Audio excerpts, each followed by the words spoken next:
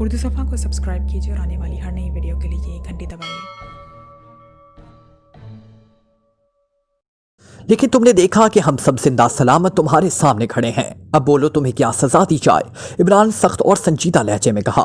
तुम बच कैसे गए, मुझे अब तक यकीन नहीं आ रहा। लेडी एशले ने कहा। वैसे वो भी अब नॉर्मल हो चुकी थी, यूं लगता था जैसे ट्रांस से निकल आई हो। ऑड्रे। इमरान लेडी एशले को जवाब देने के बजाय दरवाजे से बाहर खड़े ऑड्रे से मुखातिब हो गया। यस, ऑड्रे ने चौंक कर कहा। सुनो, ये लेडी एशले पावरलैंड की चेयरमैन है। उस पावरलैंड ने तुम्हें तुम्हारे बच्चों से जुदा किया हुआ है। क्या तुम इसका इंतकाम लेना चाहते हो? इमरान ने गहरे संजीदा लहजे में कहा। मैं इंतकाम तो लेना चाहता हूँ इमरान साहब। मेरा दिल तो कह रहा है कि इस खबीस औरत का गला अपने हाथों से दबा दूं और उसे तड़पा तड़पा कर मारूं, बिल्कुल उसी तरह जिस तरह मेरे मासूम बच्चे मेरी जुदाई में तड़प रहे होंगे। लेकिन इमरान साहब, एक तो ये औरत है और दूसरी नेहत्ती, मैं इस पर कैसे हाथ उठाऊं? ऑड्रे ने कहा। गुड शो ऑड्रे, तुमने ये बात कहकर मेरी नजरों में वक़्त बढ़ा ली है। तुम वाकई ही आला ज़र्फ़ के हामिल हो। इमरान ने बड़े पुरखलूस लहजे में कहा। सुनो इमरान, तुम मुझे इतना बेबस ना समझो जितना तुमने समझ रखा है। मैं जिस वक्त भी चाहूँ मरने से पहले तुम सबको खाक का ढेर बना सकती हूँ। लेडी एशले ने यकलक तेज लहजे में कहा। उसकी आंखों में चमक लहराने लगी। तो फिर अब तक तुमने ऐसा क्यों नहीं किया? इमरान ने मुस्कुराते हुए पूछा। जूलिया के मुतलिक तसल्ली हो जाने के बाद उसका बिगड़ा हुआ जहन दुरुस्त हो गया था। इसलिए कि मैंने फैसला कर लिया है कि तुम जैसे अफराद को पावरलैंड का गुलाम बनाओगी। तुम वाकई ही आम अफराद से मुनफरिद हो, लेडी एशले ने कहा। लेकिन अब तो तुम्हारे हाथ में 2 फायर करने वाला दस्ताना मौजूद नहीं है। अब क्या हरबा इख्तियार करोगी? इमरान का लहजा तंजिया था। मेरे पास सिर्फ एक हरबा नहीं होता। मैं पावरलैंड की चेयरमैन हूँ, इस पावरलैंड की जो मुस्तकबिल में पूरी तरह दुनिया में हुकूमत करेगा। लेडी एशले के लहजे में अब मुकम्मल एतमानान उवद आया था। चेयरमैन तुम कैसे हो सकती हो? चेयर लेडी कहो। मुझे गलत अल्फाज बोलने वाले बिल्कुल अच्छे नहीं लगते, इमरान ने मुंह बनाते हुए कहा। उसके चेहरे पर एक बार फिर हमाकत का नकाब चढ़ चुका था। मुझे तुम्हारे सर्टिफिकेट की ज़रूरत नहीं, लेडी एशले ने यकलख्त नफरत भरे अंदाज में कहा। उसके साथ ही वो बिजली की सी तेजी से उछली और छोटी तबाई यकलख्त उड़ती हुई इमरान के चेहरे की तरफ बढ़ी। लेडी एशले ने तबाई को अपने पैर से उछाल दिया था, लेकिन इमरान शायद पहले ही उसके लिए तैयार था। उससे भी ज़्यादा तेजी से साइड में हुआ और तपाई सीधी दरवाजे के बाहर खड़े ऑड्रे की तरफ बढ़ी, लेकिन वो भी बच गया। इधर लेडी एशले ने उछलते हुए इंतहाई तेज रफ्तारी से ब्राउज से रिवॉल्वर निकाल लिया था, लेकिन दूसरे लम्हे इमरान की मशीन गन तड़तड़ाई और उसके हाथ से रिवॉल्वर उछलकर दूर जा गिरा और वो बुरी तरह चीखती हुई धड़ाम से बेड पर गिरी। उठकर खड़ी हो जाओ लेडी एशले। मैं चाहता तो बाकी गोलियां तुम्हारे जिस्म में भी सुराख कर सकती थी, लेकिन मैं तुम्हें इतनी जल्दी मरने नहीं दूंगा। अभी तुमने अपने हाथों से शाहजहां सेंटर और असलाह फैक्ट्री को उड़ाना है, इमरान ने इंतहाई करख्त लहजे में कहा। और लेडी एशले यूं उछलकर खड़ी हुई जैसे उसके जिस्म में हड्डियों की जगह स्प्रिंग फिट हो। क्या कह रहे हो? शाहजहां सेंटर और फैक्ट्री को मैं उड़ाऊंगी? ये नामुमकिन है, बिल्कुल नामुमकिन। लेडी एशले यकलख्त भपरी हुई शेरनी की तरह इमरान पर कूद पड़ी। उसने इमरान के हाथ में पकड़ी हुई मशीन गन की परवाह न की थी, लेकिन दूसरे लम्हे वो इमरान का थप्पड़ खाकर चीखती हुई पलटकर बेड के ऊपर से घूमकर दूसरी तरफ जा गिरी और कमरा चट्टाख की जोरदार आवाज से गूंज उठा। उठो वरना। अचानक इमरान ने उछलकर बेड की साइड पर जाते हुए चीख कर कहा, क्योंकि लेडी एशले नीचे गिरने के बाद बेड की ओट में छुप गई थी। लेकिन दूसरे लम्हे इमरान हैरान रह गया, क्योंकि वो जगह खाली पड़ी थी। लेडी एशले गायब थी। इमरान ने यकलख्त बेड की साइड को पकड़कर एक झटके से पिछली दीवार की तरफ हटा दिया, लेकिन लेडी एशले गायब थी, जिसे उसे जमीन खा गई हो। उसी लम्हे टेलीफोन की घंटी बची और इमरान ने होंठ चबाते हुए आगे बढ़कर रिसीवर उठा लिया। मुझे तलाश कर रहे हो? वैसे मैं तो तुम्हें अक्लमंद समझती थी, लेकिन आज ये तजुर्बा हो गया कि तुम बुनियादी तौर पर अहमक वाक़या हुए हो। दूसरी तरफ से लेडी एशले की खिलखिलाती हुई आवाज़ सुनाई थी और इमरान वाकई ही इस बार अपने आप को अहमक तस्लीम करने पर मजबूर हो गया। लेडी एशले की आवाज़ सुनकर ही उसे बात समझ आई थी कि लेडी एशले आखिर कहाँ गायब हो गई। उसे ख्याल ही नहीं रहा था कि लेडी एशले की पिंडली में ऑटोमेटिक ट्रांसमिट फ्यूज नस्ब है, और जैसे ही वो ऑट में हुई उसने उसे ऑन कर दिया और वो वाकई ही अहमकों की तरह उसे कमरे में तलाश करता रह गया। छुपकर ट्रांसमिट फ्यूज ऑन करने की क्या जरूरत थी? हमें कहती हम अपना मुंह दूसरी तरफ कर लेते ताकि तुम्हारी नंगी पिंडली पर नजरें ना पड़ती। इमरान ने मुस्कुराते हुए जवाब दिया। ओह, तो तुम समझ गए हो। बहरहाल मैंने अपना कमरा और गैलरी कैमोफ्लेज कर दी है। अब तुम किसी सूरत वहां से नहीं निकल सकते और चंद लम्हों बाद एक खौफनाक धमाका होगा और ये कमरा गैलरी समेत रेसा रेसा होकर फिजा में उड़ जाएगा। अगर तुम समझ सकते हो तो जानते होगा कि इलेक्ट्रॉन बम कितना ताकतवर होता है, और तुम्हें शायद इल्म नहीं कि यहाँ हर सेक्शन में इलेक्ट्रॉन बम लगे हुए हैं ताकि हंगामी सूरत हाल में किसी सेक्शन को भी तबाह किया जा सके। और मैंने कमरे और गैलरी सेक्शन के इलेक्ट्रॉन बम को चार्ज कर दिया है।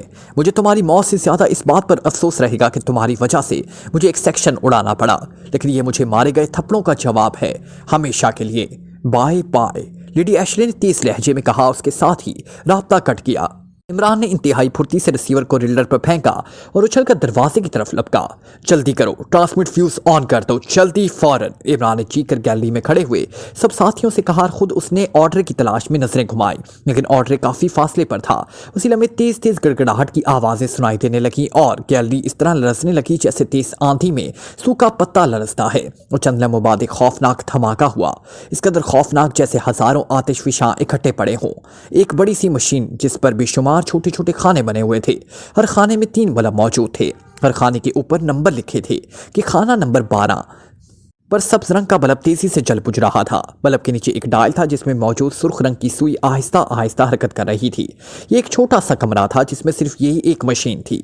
उसके आगे लोहे का स्टूल रखा हुआ था जिस पर इस वक्त लेडी एशले बैठी थी। कमरा लेडी एशले की खसूसी हिदायत पर तैयार किया गया था और वो उसे फायर रूम कहती थी। उसके दरवाजे पर सिर्फ एक छोटा चौखट्टा लगा हुआ था जिस पर लेडी एशले हाथ रखती तब दरवाज़ा खुल सकता था। लेडी एशले ने वाकई पूरे सजान सेंटर को मुख्तलिफ सेक्शनों में तकसीम करके हर सेक्शन में खुफिया तौर पर ताकतवर इलेक्ट्रॉन बम नस्ब कराए हुए हैं और इन इलेक्ट्रॉन बमों को इस मशीन से ऑपरेट किया जा सकता है। ये इंतजाम लेडी एशले ने हेनरी की बातों से और इमरान के साथ चंद झड़पों के बाद उस खौफ से कराया था अगर इमरान और उसके साथी शाहजहां सेंटर में घुस भी आए और उन्हें किसी तरह से भी हलाक ना किया जा सके तो आखिरी सूरत में वो सेक्शन ही उड़ा दिया जाए जिसमें वो मौजूद हों। इलेक्ट्रॉन बमों में ये खसूसियत थी कि उनकी तबाहकारी का रुख हमेशा उफ़की होता था। चनाचा सेक्शन तबाह होता, उसका मलबा किसी आतिशफिशां के लावे की तरह फिजा में ऊपर ही ऊपर उठता चला जाता। और चूंकि बम की बेपनाह ताकत हर चीज़ को रेज़ों में बदल देती थी, इसलिए ये सारा मलबा जो रेज़ों के बादल की सूरत में होता बलाई फिजा में जाकर हवा में शामिल हो जाता। इस तरह किसी भी सेक्शन के उड़ा देने से बाकी किसी सेक्शन को भी नुकसान ना पहुंच सकता था, वरना तो एक सेक्शन के उड़ने का मतलब यही हो सकता था कि पूरा शाहजहां सेंटर ही तबाह हो जाए। और शाहजहां सेंटर की तबाही से 0 पॉइंट भी खौफनाक तबाही का शिकार हो जाता जहां असला और बारूद के बेपनाह ढेर मौजूद थे। इमरान के इस तरह अचानक कमरे में आ जाने के बाद लेडी एशले को इमरान ने थप्पड़ मारकर बेड की दूसरी तरफ गिराया। ये इत्तेफाक ही था कि गिरते वक्त लेडी एशले का हाथ खुद ब खुद ट्रांसमिट फ्यूज पर पूरी वक्त से पड़ा और जिसका नतीजा ये हुआ कि लेडी एशले कमरे से गायब होकर जहां नमूदार हुई वो जगह फायर रूम के करीब थी। ये एक बड़ा हालनुमा कमरा था जहां वर्करों के लिए खाने का इंतजाम किया जाता था और जिस वक्त लेडी एशले वहां पहुंची इस वक्त हाल में कोई मौजूद ना था, इसलिए किसी ने उसे इसी तरह आते ना देखा। लेडी एशले को यहाँ पहुंचते ही फायर रूम का ख्याल आ गया। चनाचा वो बिजली की सी तेजी से वहां से निकलकर फायर रूम में आ गई। फिर उसने वहां पहुंचते ही सबसे पहले कमरे और गैलरी के सेक्शन को मशीन के बटन दबा कर कीमोफ्लॉज कर दिया। इस तरह कमरे और गैलरी के बैरूनी दीवारों में मौजूद तमाम सिस्टम और दरवाजे जाम हो जाते थे। उसके बाद उसने टेलीफोन पर इमरान से बात की और इमरान को इसकी मौत से पहले ये जतला देना चाहती थी कि उसे मारने वाली बहरहाल लेडी एशले ही है, वही लेडी एशले जिसे वो बेबस समझ रहा था। चनाचा फोन पर बात करते हुए उसने इलेक्ट्रॉन बम ऑन कर दिया और जब उसने फोन का रिसीवर रखा तो इलेक्ट्रॉन बम के चार्ज होने का पहला मरहला मुकम्मल हो चुका था। सब्ज बल्ब बुझकर अब दूसरा जर्द रंग का बल्ब जल उठा था और सुई अब मजीद तेजी से आगे बढ़ती चली जा रही थी। तीसरा रेड बल्ब था। इसके जितने ही इलेक्ट्रॉन बम फट जाना था, इसकी नजरें डायल पर जमी हुई थी। सुई अब आखिरी हिस्सों के करीब पहुंच चुकी थी और फिर यकलख्त रेड बल्ब जल उठा और दूसरे लम्हे सुई वापस पहले हिस्से पर आ गई और बल्ब बुझ गया। लेडी एशले ने एक तवील सांस लिया। सेक्शन 4 रेजा रेजा होकर फिजा में गायब हो चुका था और अपने साथ यकीनन उसके साथियों को भी ले गया था। उसने जल्दी से रिसीवर उठाया और उसके नंबर प्रेस किए। Franklin speaking. फ्रैंकलिन की आवाज़ सुनाई दी लेकिन उसका लहजा खासा वहशत ज़दा था। Madam speaking. लेडी एशले ने उसकी वहशत को समझते हुए मुतमिन लहजे में कहा, ओ मैडम, थैंक गॉड आप जिंदा हैं। मैडम सेक्शन 4 अचानक तबाह हो गया है, उसका वजूद ही मिट गया है और आप सेक्शन 4 में थी, इसलिए मैडम मैं तो बेहद घबरा गया था। फ्रैंकलिन ने तेज तेज लहजे में कहा, नॉनसेंस, तुम अहमक हो। तुम्हें नहीं मालूम कि इलेक्ट्रॉन बम सिर्फ फायर रूम से ऑपरेट किया जा सकता है और फायर रूम में सिर्फ मैं ही दाखिल हो सकती हूँ। इसलिए जब इलेक्ट्रॉन बम ऑपरेट होगा तो मैं लाजिमन फायर रूम में होंगी। लेडी एशले ने उसे बुरी तरह छाड़ते हुए कहा। ओह वेरी सॉरी मैडम, मुझे वाकई इस बात का ख्याल ना था। लेकिन मैडम सेक्शन 4, फ्रैंकलिन ने माजरत भरे लहजे में कहा। तुम्हें नहीं मालूम इमरान और उसके साथी जिन्हें हम मुर्दा समझ रहे थे जिंदा थे। वो ना जाने किस तरह अचानक मेरे कमरे में नमूदार हो गए। चनाचा मुझे वहां से निकलकर वो सेक्शन ही उड़ाना पड़ा। अब सेक्शन 4 के साथ साथ इमरान और उसके साथी भी खत्म हो चुके हैं, लेडी एशले ने कहा। हैरत अंगेज मैडम, हैरत अंगेज। उन्हें मेन कंट्रोल रूम से नीचे रेलिंग में गिराया गया और वो बारूद के ढेर में गिर गए थे। मैंने खुद चेक किया था, रेलिंग हरकत में आई। फ्रैंकलिन के लहजे में हैरत थी, लेकिन वो अनकरीब फिर भी बच निकले थे, न जाने किस तरह। बहरहाल तुम अब ऐसा करो कि कंप्यूटर सेक्शन से इस रेलिंग की हरकत की फिल्म मंगवाओ और उसे लेकर ब्लू रूम में आ जाओ। मैं देखना चाहती हूँ कि रेलिंग चलने के बावजूद ये लोग आखिर किस तरह बच निकले, लेडी एशले ने कहा। ठीक है मैडम, मैं अभी फिल्म लेकर हाजिर हो जाता हूँ, फ्रैंकलिन ने कहा और लेडी एशले ने ओके कहकर रिसीवर रख दिया। फिर एक तवील सांस लेकर वो उठी और फायर रूम के बंद दरवाजे की तरफ बढ़ गई। उसने दरवाज़ा खोला और बाहर राहदारी में आ गई। फिर थोड़ी देर बाद वो एक खसूसी लिफ्ट के जरिए एक और कमरे में पहुंच गई। ये कमरा भी ख्वाबगाह के अंदाज में सजा हुआ था। ये कमरा सजान सेंटर के पहले इंचार्ज ऑर्थर का साथी कमरा था। इस पूरे सेक्शन को ब्लू सेक्शन कहा जाता था, इसलिए इस कमरे का डब्ल्यू रूम कोड था। यहाँ आने से पहले लेडी एशले ने ऑर्थर को सेंटर से बाहर भिजवा दिया था, क्योंकि ऑर्थर के साथ किसी ज़माने में उसके खासे गहरे ताल्लुकात रहे थे और ऑर्थर की शख्सियत ही ऐसी थी कि उसे देखने के बाद लेडी एशले को अपने आप पर कंट्रोल रखना मुश्किल हो जाता था। और चूंकि इस वक्त इमरान और उसके साथियों की आमद का हवा उसके जहन पर सवार था, इसलिए लेडी एशले ने यही मुनासिब समझा था कि ऑर्थर वहां मौजूद ही ना हो, ताकि उसकी वजह से वो किसी चक्कर में ना फंस जाए। ब्लू रूम चूंकि ऑर्थर का साथी कमरा था, लेकिन अब सेक्शन 4 की तबाही के बाद और कोई मुनासिब कमरा बाकी ना रहा था, इसलिए उसे मजबूरन यहाँ आना पड़ा। ब्लू रूम में दाखिल होते ही लेडी एशले की नजरें सामने दीवार पर लगी हुई ऑर्थर की कद आदम तस्वीर पर पड़ी, जिसमें ऑर्थर खड़ा मुस्कुरा रहा था। उसे देखते ही लेडी एशले के हलक से बेइख्तियार एक तवील सांस निकल आया। काश ऑर्थर इस वक्त तुम यहाँ होते, कि हम मिलकर इमरान की मौत का जश्न मनाते, लेडी एशले ने तस्वीर की तरफ देखते हुए बड़बड़ाकर कहा और फिर एक आराम कुर्सी पर ढेर हो गई। इमरान की इस चक्कर ने वाकई ही उसे आसाबी तौर पर बुरी तरह थका दिया था। को उसे यकीन था कि सेक्शन 4 के साथ ही इमरान उसके साथी भी यकीनन ख़त्म हो गए होंगे, क्योंकि कीमोफ्लाज हो जाने के बाद वो वहाँ से किसी भी सूरत निकल ना सकते थे। और कीमोफ्लाज होने के बाद उसने इमरान से फ़ोन पर बातचीत भी की थी, इसलिए इस बार उनके बच निकलने की कोई भी सूरत बाकी ना रही थी। लेकिन फिर भी उसके जहन के किसी कोने में ये खदशा मौजूद था कि कहीं फिर ये बच ना गए हों। लेकिन फिर उसे अपने इस खदशे पर खुद ही हंसी आ जाती। उसने आंखें बंद कर ली और कुर्सी के पुछ से सर टिका दिया। फिर न जाने कितनी देर बाद अचानक टेलीफोन की घंटी बज उठी तो लेडी एशले बुरी तरह चौंक पड़ी। Yes, Lady Ashley speaking. Lady Ashley ने रिसीवर उठाकर तेज लहजे में कहा, मैडम मैं फ्रैंकलिन बोल रहा हूँ। कोई अजनबी मुझे बेहोश करके अलमारी में ठोंस कर चला गया। अब मुझे होश आया है तो वो गायब है। और मैडम टॉप सेक्शन और एलेक्स सेक्शन में भी अजनबी नमूदार हुए हैं, जिन्हें मैंने ब्लैक रूम में पहुंचवा दिया है। और अभी वो बात कर ही रहा था कि दरवाजे पर दस्तक हुई। मैडम ने होंठ भींचते हुए रिसीवर रख दिया। अजनबियों के नमूदार होने का सुनकर उसका जहन एक बार फिर लरसने लगा। इसने रिसीवर रखते ही चीख कर पूछा, कौन है? और दरवाजे के बाहर से फ्रैंकलिन की आवाज सुनाई दी तो लेडी एशले बुरी तरह चौंक पड़ी। इसने जल्दी से बेड की साइड दराज खोली। इसमें रिवॉल्वर मौजूद था। रिवॉल्वर हाथ में लेते ही वो मुड़ गई। यस, कम इन। लेडी एशले ने रिवॉल्वर को पुश्त की तरफ करते तेज लहजे में कहा। दूसरे लम्हे दरवाजा खुला और फ्रैंकलिन अंदर दाखिल हुआ। मैडम एक लम्हे के लिए चकरा गई, क्योंकि आने वाला हर लिहाज से फ्रैंकलिन ही था। फिल्म ले आए हो? लेडी एशले ने होंठ चबाते हुए पूछा। उसकी तेज नजरें फ्रैंकलिन के चेहरे पर जमी हुई थी। यस मैडम, फ्रैंकलिन ने जवाब दिया और पतलून की जेब में मौजूद हाथ बाहर निकाला तो उसके हाथ में रिवॉल्वर की झलक नजर आई। और ये झलक दिखते ही मैडम ने बिजली की सी तेजी से हाथ आगे किया और दूसरे लम्हे कमरा रिवॉल्वर के धमाके के साथ ही इंसानी चीख की आवाज से गूंज उठा। गड़गड़ाहट की आवाज सुनते ही इमरान ऑड्रे का ख्याल छोड़कर अपनी पिंडली पर झुक गया, क्योंकि ऑड्रे काफी फासले पर था और अब इतना वक्त ना रहा था कि वो ऑड्रे तक पहुंच सकता। पिंडली में मौजूद ट्रांसमिट फ्यूज को दबाते ही इमरान के जहन पर यकलख्त अंधेरे का पर्दा सतन किया। उसके जहन में आखिरी जो हिस्सास खौफनाक गिड़गिड़ाहट और कैलरी की पूरी तरह लरजने की आवाज थी। दूसरे लम्हे उसने जहन पर तन जाने वाला पर्दा यकलख्त गायब हो गया। उसने आंखें खोल दी और फिर वो एक तवील सांस लेकर रह गया। वो एक बड़े से कमरे में मौजूद था, जिसमें बेशुमार मशीनें नस्ब थी और हर मशीन के सामने एक ऑपरेटर काम कर रहा था। इमरान जिस जगह मौजूद था, इस तरफ लोहे की दो बड़ी बड़ी अलमारियां मौजूद थी। ये अलमारियां हाल कमरे से जरा साइड पर हटकर थीं और निस्बतन अंधेरे में थी। इमरान जल्दी से उठकर अलमारी की साइड पर हो गया।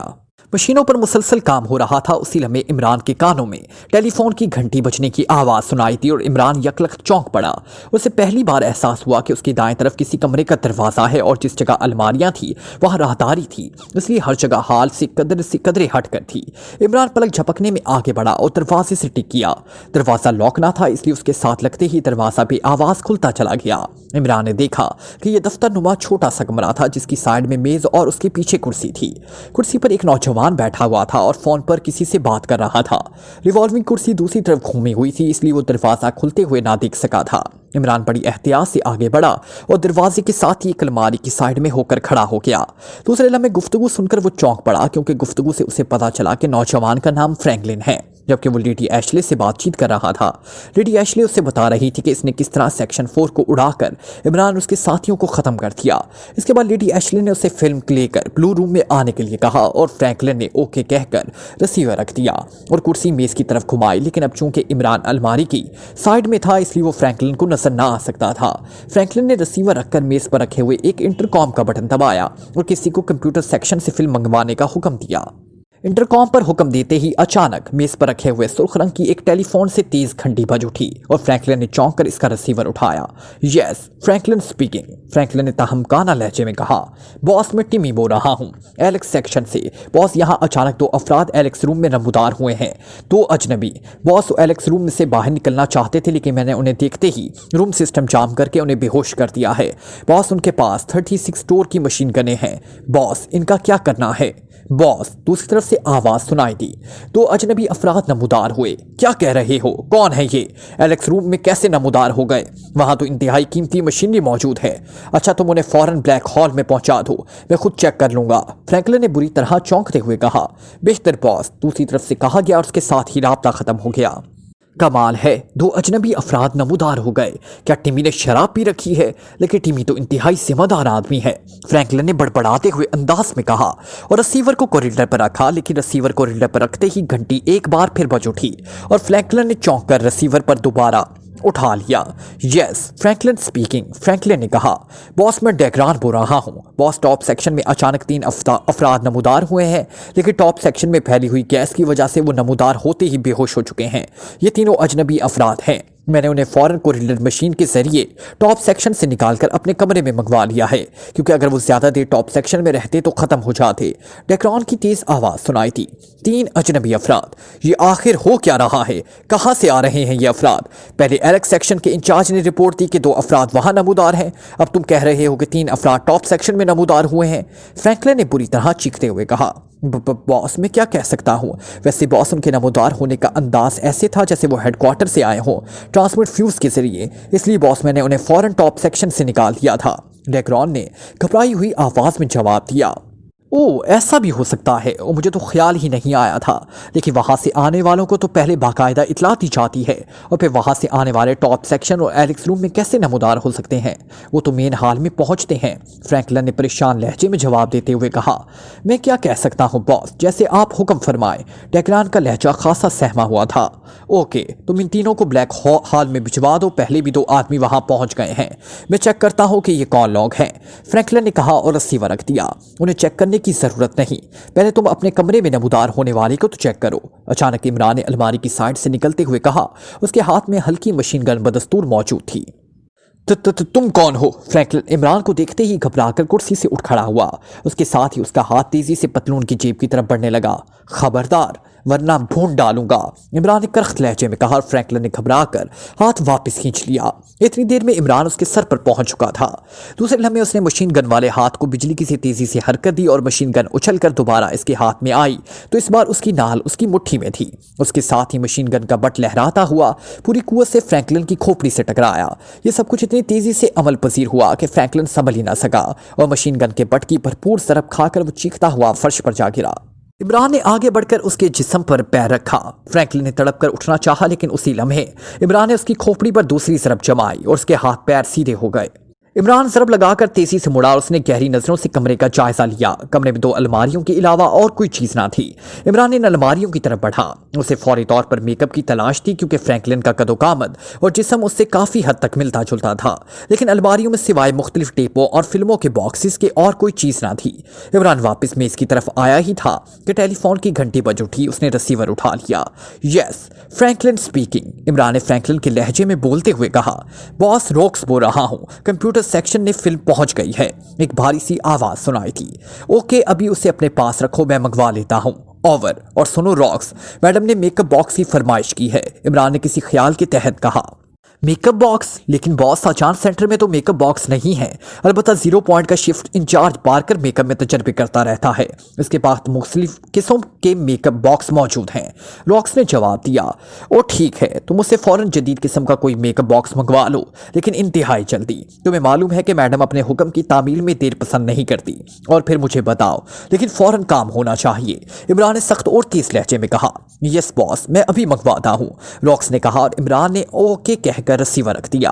अब उसे कदरे एतमीनान हो गया था। वो अपने साथियों के मुतालिक तो सुन ही चुका था जब वो किसी ब्लैक रूम में मौजूद हैं, और 5 अफराद का मतलब था कि बेचारा ऑर्डर ना आ सका था।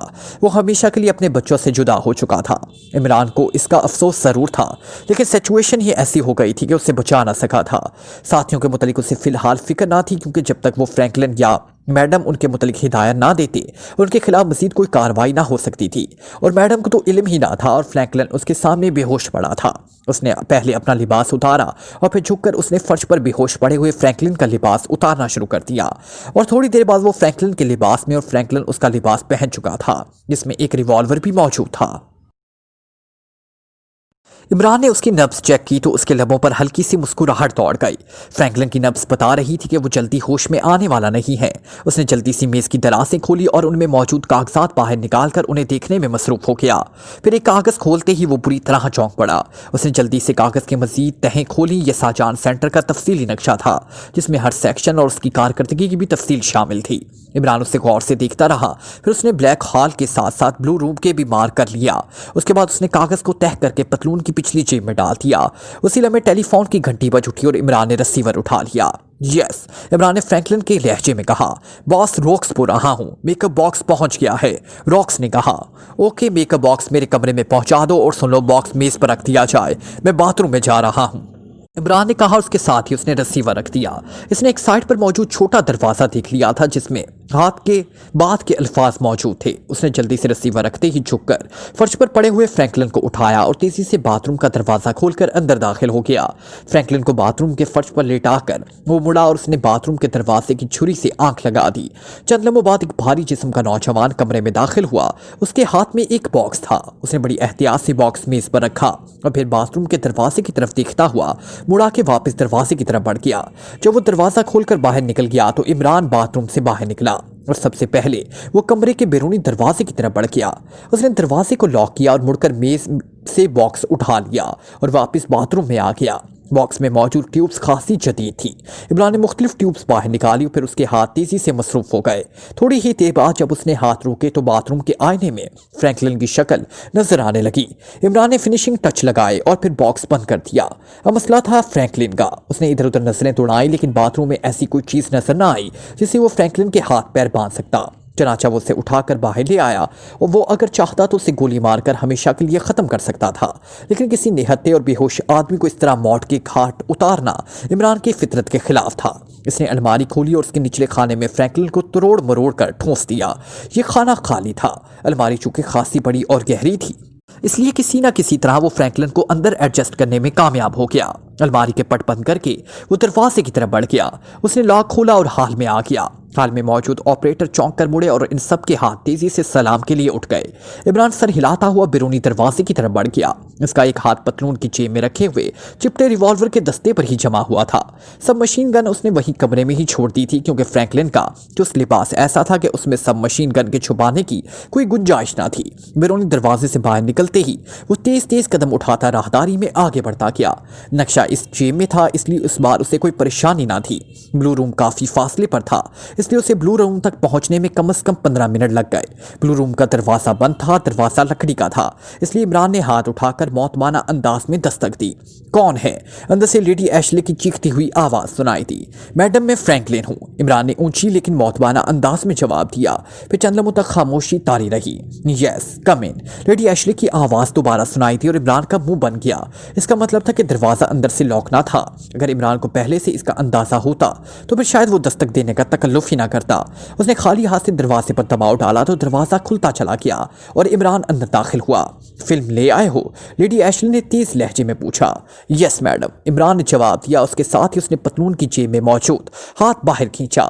उसी लम्हे मैडम का पुश्त की तरह मौजूद हाथ तेज़ी से बाहर आया, लेकिन इमरान उसके खड़े होने के अंदाज से ही सिचुएशन को समझ गया था।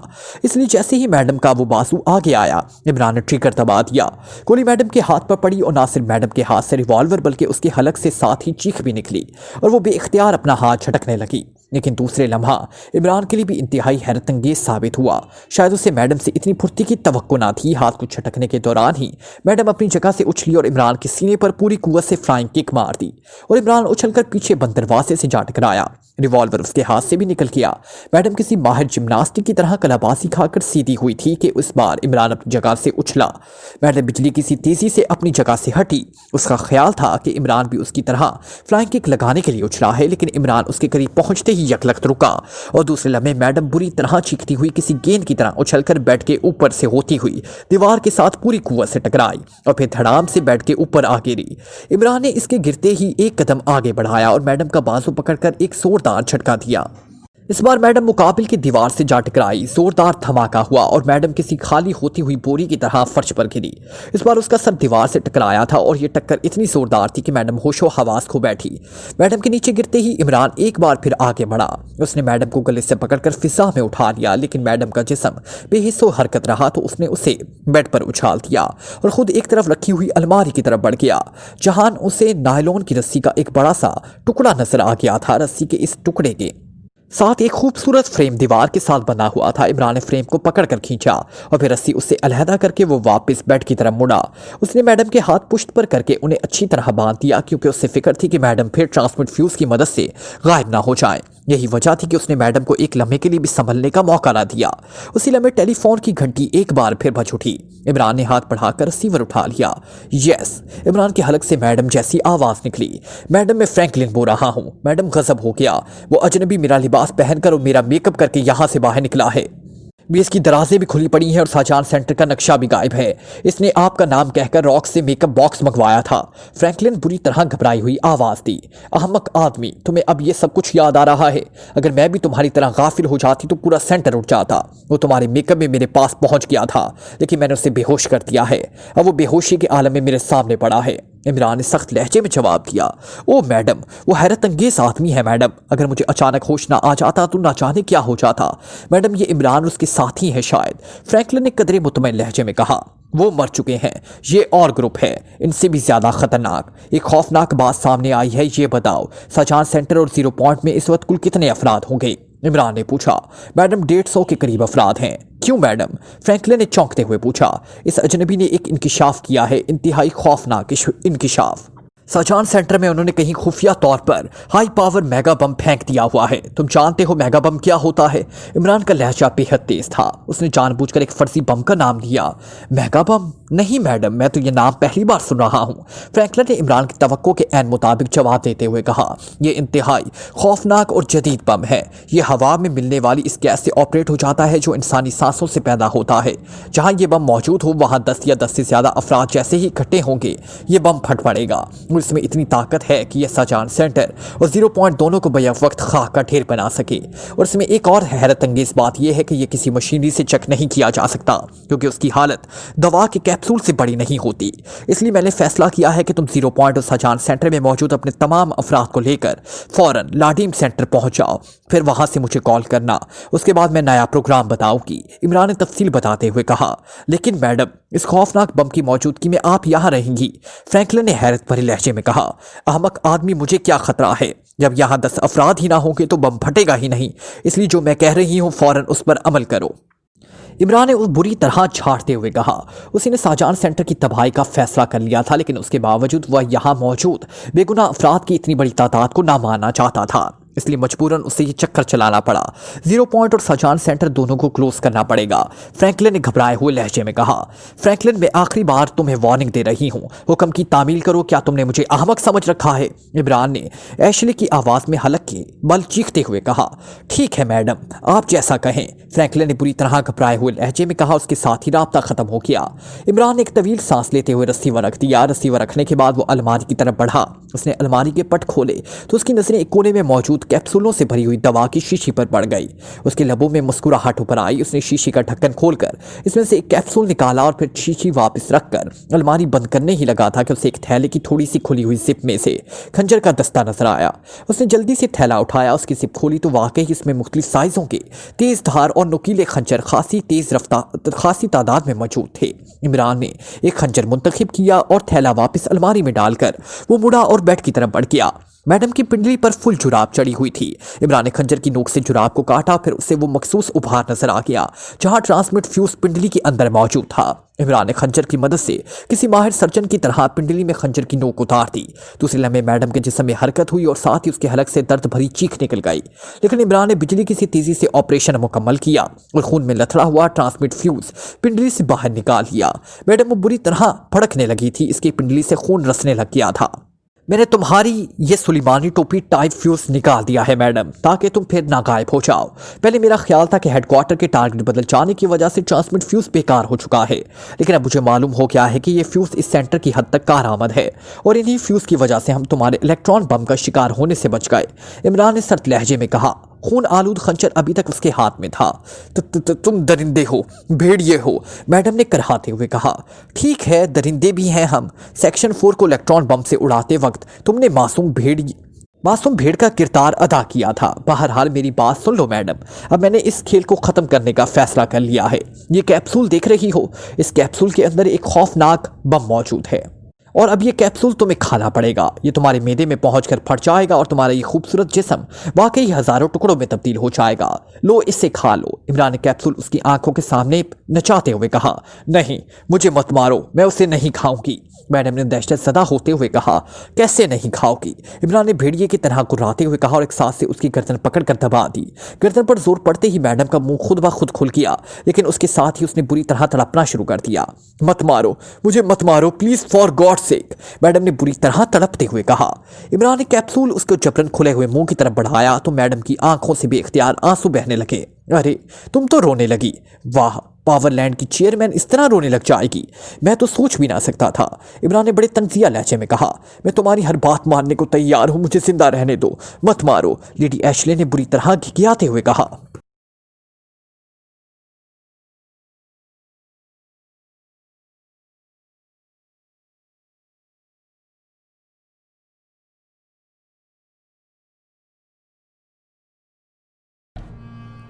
Like, comment, share,